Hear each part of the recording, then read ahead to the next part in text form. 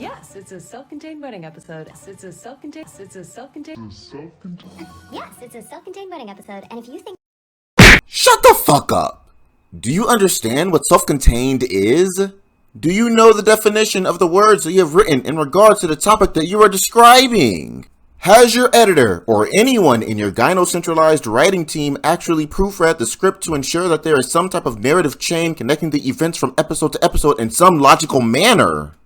Or have each of them systematically called out from work throughout the duration of the show's runtime week by week because they all got their period? How dare you open this episode with the intent to operate as if there is any form of logical through line that would allow you to define each of your show's episodes as anything other than self-contained? And how dare you talk as if your piece of shit show having a low-quality, half-baked, sophomoric, goofy wedding episode is anything other than par for the course at this point? Have you really been operating under the impression that you were making some type of serialized show with episodes telling a coherent, unfolding narrative? Because, just in case the people in the writing room had not realized, that would require the main character to be going on some type of journey from episode to episode, with events connecting from moment to moment and an actual antagonist that affected the plot. From episode to episode in some type of meaningful way, not random bullshit happening with no rhyme or reason. Your show is episodic, and since I'm a whiny man baby, allow me to mansplain what that means for you. Google! A TV show is especially described as episodic when each episode is its own standalone story, as in showrunners are planning to make the reboot more episodic with each episode being its own adventure. Of course, many shows have episodes that contain a standalone story that also ties into the bigger narrative. In television and radio programming, a serial is a show that has a continuing plot that unfolds in a sequential episode-by-episode fashion. And just in the unlikely scenario that this conversation comes up, standalone means intended, designed, or able to be used or to function alone or separately. And self-contained means complete in itself. So they inherently have the same definition, especially in the context of a narrative. At no point in time has your fuck nugget of a show given us any progressive arc for Jin's journey. And if you really think that that is what you were doing, then Disney should really consider investing into brain scans for the lot of you, just to make sure that the nail polish remover that no doubt fills the writer's room hasn't actually given you brain damage. What the fuck, man? I haven't even introduced myself yet. I'm Rim. Fuck this show. I wasn't going to do another video on this piece of shit until it finished. But episode 6 is probably the single worst thing to happen to humanity since Vladimir Putin was conceived. And I don't give a fuck anymore. I hate this show and everything about it. Why the fuck does Disney have so much money? I've been waiting for this shitty corporation to finally go bankrupt and it doesn't seem to be happening yet. Hey boss, I heard you screaming earlier. You okay? Get back in the cage! I'm just checking on you, dude! This episode is called Just Jin. It's about Jin having to go to a wedding for a friend while wearing some really ugly dresses that make her look like she's a 5-year-old wearing her father's t-shirts. She shows up to the rehearsal or whatever it is as SheHulk for no reason, and it is heavily implied that she did it just to show up her friend for no reason at her wedding for no reason. This high-powered attorney wants to flex her superpowers that she claims to hate on her assumedly less successful friend on the best day of her life for no reason. Fuck you, Jin, you fucking skink bitch. And I'm not over-exaggerating because the show outwardly states that Jin no longer talks to this woman. But clearly the woman still had fond feelings for Jin because she wanted her to be her bridesmaid for this special occasion even after all these years. I've never been a bridesmaid, but I've been a groomsman at a friend's wedding, and during that time, I was able to see how serious women take that shit firsthand. That was not some arbitrary decision. She put her soul into that motherfucker. Too bad she let a villain into her midst, and I'm not talking about Titania, who is actually there. Surprise? Apparently, she started dating someone that Jin's friend knows just to get into the wedding and kill Jin. How? Fuck you! So Jin is a massive bitch who tried to steal the attention from her friend at her wedding for no reason. Jin's friend asked her to stay in Jin form until she leaves. Oh no, but how will she defend against Titania? Me about conflict. But she agrees reluctantly, and throughout the episode starts to have a personal crisis because I really don't know, actually, because it's unclear. It seems partially because she doesn't have a boyfriend, but she also constantly mentions how she feels like she can't tell people how great she is doing. So basically, she just wants everyone to know that she's better than them, and she is also horny. There is also some B-plot with Jin's diverse, probably lesbian best friend and that black chick Mallory from the previous episode who, well, they say she is married and has a kid, but since this is Disney, she most likely is married to a woman. I only say this because this entire plotline is basically a celebration of how much money a woman can steal from a man after they divorce him, inherently demonizing heterosexual marriage because Disney.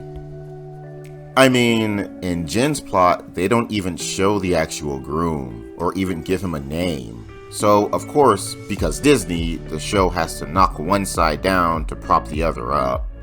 And I am 100% sure that the other side that will be propped up will be homosexuality. Why the writer feels the need to shit on heterosexual men to get that message across, though, is beyond me. Maybe she's a phobic. So basically, nothing happens, and the show ends with Jin meeting some cute Asian guy and creeping on him after getting drunk before fighting Titania and winning. And her best friend and Mallory being the worst lawyers ever before ending on a cliffhanger that is retarded. The pacing in this episode gives me the impression that the writers were sniffing cocaine laced with ground coffee beans. Like, the show has always had pacing issues, but episode 6 just has the strangest checkbox style formula. It introduces a plot line, contrives a conflict, and finishes with a happy ending after a little filler happens. We don't get a chance to truly understand the implications of anything that is said or done in the show. Also, this is a show. The fact that the only thing the audience can feel for Jin is that she's a narcissistic, petty person without any deeper understanding as to why she is like that is a problem, seeing as this is episode 6 of a 9-episode show. So we have to frame all of her actions as childish and pointless because that is what we are shown. Like, she is competing against people just for the sake of competing against people. But everyone still loves her for no reason. Like, even at the end of this episode, after she destroys her friend's wedding, there are no consequences. She is just celebrated for doing it.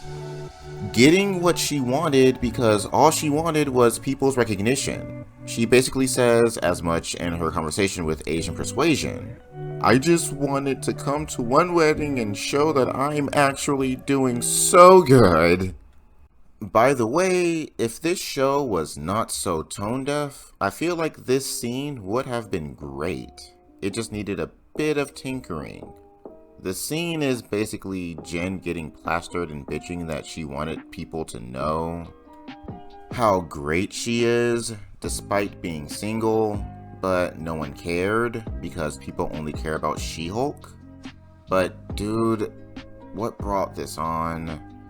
First, she showed up as SheHulk by choice, implying that she wanted people to see her as SheHulk.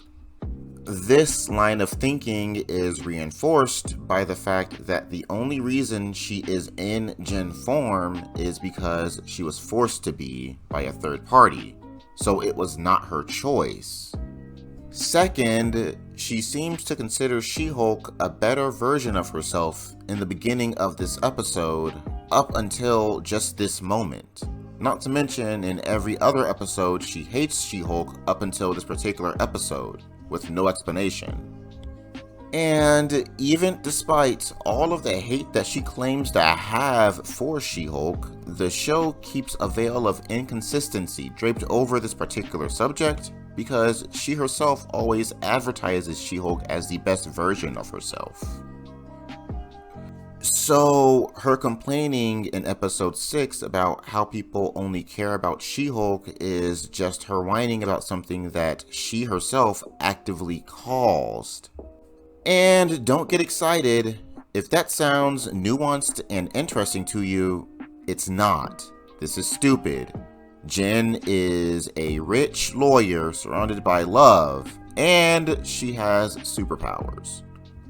You can tell a really spoiled person made this fucking show. None of you understand actual problems. That's why Jen seems so bratty all the time. Third, everything good that has happened in her life thus far is due to She-Hulk. There is literally no downside. She's just upset because her life is too fucking perfect. Imagine if she wasn't doing good. Imagine if throughout the show she was struggling to keep her anger in check as her control over her Hulk form began to wane slowly. Imagine if people left her because she kept accidentally hurting people. Imagine if her turning into She-Hulk was like a drug that she could not get away from, and it was getting harder and harder to turn back into human form. You could have it so that Bruce warned her that eventually She-Hulk would officially take her over and she could never be just Jen again.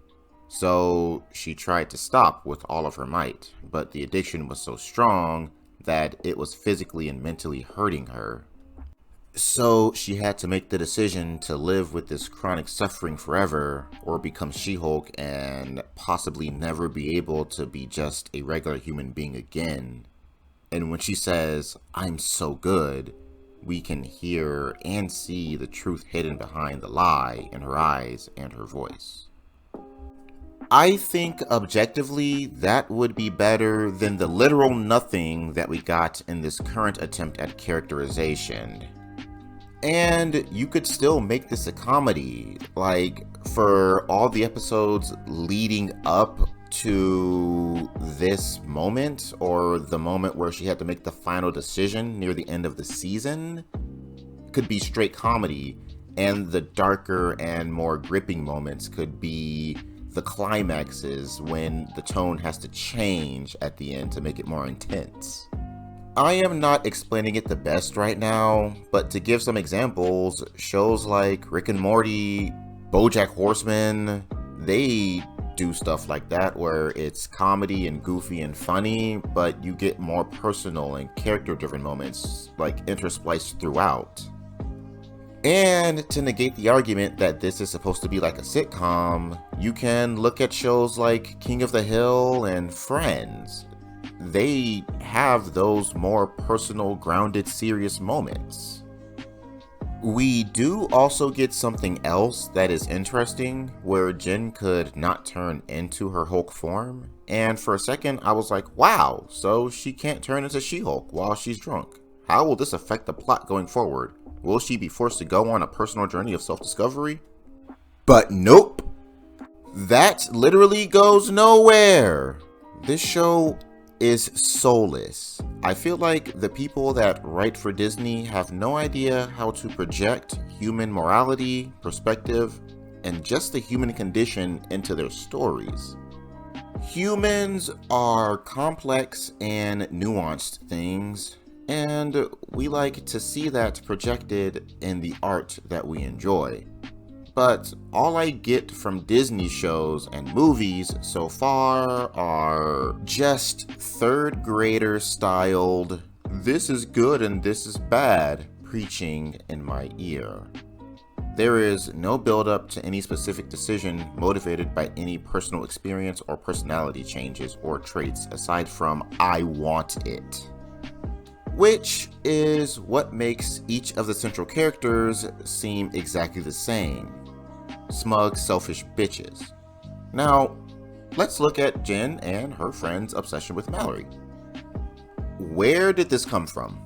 She does seem to be a better lawyer than the both of them, but they both seem like they have a crush on her, and a career prowess does not romantic feelings make. What brought this on? I remember I was asking this question at episode 5. Like I said, I'm pretty sure it's due to political messaging. They are trying to push the message that women should just be with women and lesbianism is super cool. Now, the downside to making a review for anything that you have not finished is that you run the risk of being wrong. And in this situation, I could be wrong, but I'm pretty sure that I'm not. And also, just to be clear, a pro-gay message isn't the issue, but demonizing heterosexual men to get your message across is. That isn't equality, that is prejudiced. Back to my prior point of the shitty writing. Let's look at this Asian guy walking up to Jen and talking to her. A few episodes before, the same thing happened at a bar and they dissed the guy. Why? What is the difference between the two? Aside from one is more attractive than the other. What are your moral values, Jen? What drives you? Why do you do the things that you do? Is it just because the plot says so? Okay, time to talk about Titania. How the fuck did this bitch know that Jen would be at this wedding? How did she know that this total stranger would be getting married? How did she know that this person knew Jen in the first place? Titania wants revenge against Jen for what happened in the previous episode. So after that, did Titania look up all of Jen's friends and acquaintances, find out who they were, waited until one of them was getting married before concocting the plan to go to the aforementioned wedding after she found out that Jen was a bridesmaid to kill her in a bare-knuckle brawl out in the middle of the day for everyone to see?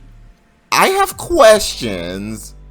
This doesn't make any sense. And even if you let your headcanon say that she planned all of this out and it is logical in your mind, none of these possibilities are explored within the narrative, so that means if it is not in the fiction, it did not happen.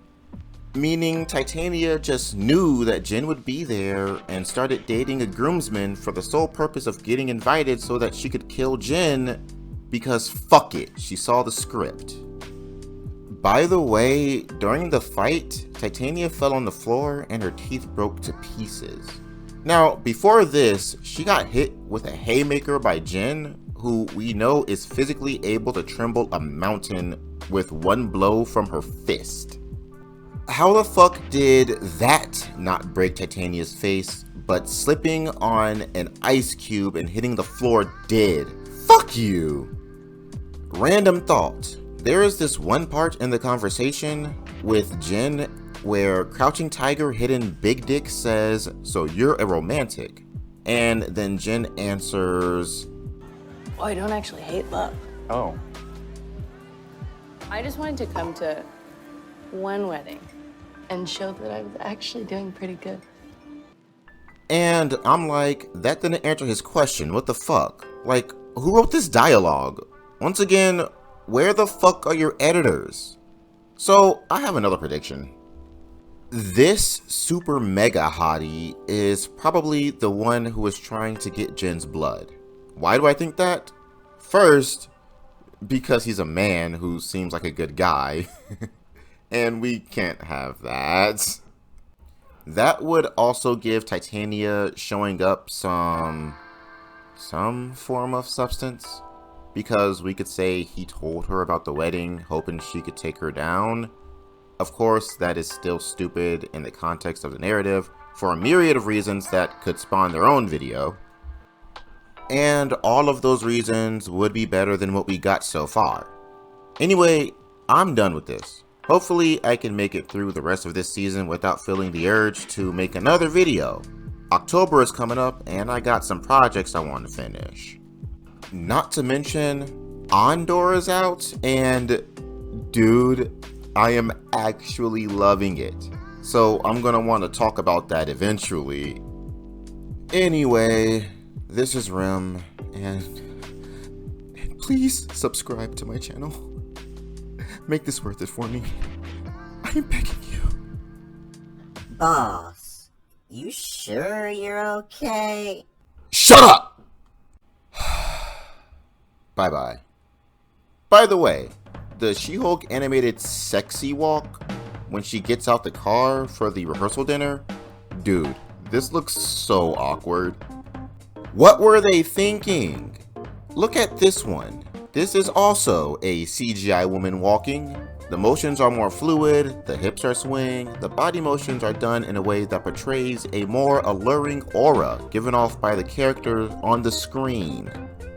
Which is clearly what both of the animators were going for, meaning the animator of this clip and also the She-Hulk animator, based on the context offered by the show, meaning people's reactions and the music playing in the background. The main difference is that the one I found on YouTube is actually done well, while the one created by a multi-billion-dollar company just looks stiff, like the character on the screen feels uncomfortable being there. But this is Disney, so they obviously don't give a shit. I miss when escapist fiction was actually something beautiful. I hate the world today, and that's not even a joke.